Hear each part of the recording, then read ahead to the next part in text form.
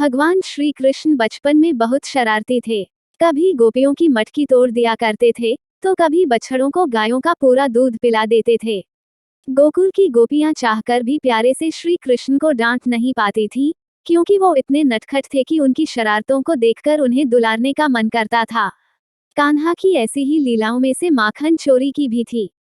ये तो सभी को मालूम है, कन्हैया को मक्खन कितना पसंद था। माता यशोदा कृष्ण को जो मक्खन देती थी, उससे उनका मन नहीं भरता था। इसलिए मैया जहाँ भी मक्खन रखती, कृष्ण चुपके से गांव के बच्चों के साथ आकर सारा मक्खन खा जाते थे। ऐसा कई दिनों तक चलता रहा।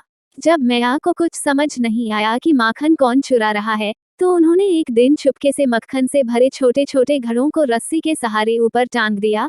लेकिन श्री कृष्ण की नजरों से क्या छुप सकता है, उन्होंने माता को मक्खन रखते हुए देख लिया। अब समस्या ये थी कि मक्खन तक कैसे पहुंचा जाए। काफी सोचने के बाद उन्होंने सभी दोस्तों को इकट्ठा किया और बोले कि सभी एक घेरा बनाओ और उसके ऊपर चढ़कर मक्खन निकाला जाएगा। इस तरह से वह और उनके सारे दोस्त पूरा माखन चट कर गए। इसके बाद मैया ने सोचा कि आज तो मैं पता करके ही रहूंगी कि आखिर मक्खन को कौन चुरा कर ले जाता है। मक्खन को मटकी में रखकर ऊपर टांग दिया और छुपकर देखने लगी। कुछ ही देर में कान्हा अपने दोस्तों के साथ वहां पहुंच गए। ये देखकर मैया को पूरी बात समझ में आ गई और जब सभी माखन चुराने लगे, तो तभी माता यशोदा पहुंच गईं। माता को देखते ही सभी बच्चे वहां से भाग गए, लेकिन श्री कृष्ण मटकी की रस्सी पकड़कर झूल रहे थे।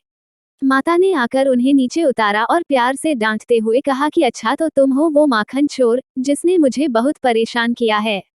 कृष्ण माता को देखकर हंसने लगे और बोले, मैया मैं नहीं, माखन खाओ। इस पर माता बोली कि अपनी मैया से ही झूठ बोलते हो कृष्णा। कन्हैया की भोली सी सूरत देखकर और उसकी प्यारी सी बात सुनकर माता ने कृष्ण को अपने गले लगा लिया और बोलने लगी, मेरा प्यारा नटखट माखन चोर। बस तभी से श्री कृष्ण को प्यार से माखन चोर कहकर बुलाया जाने लगा।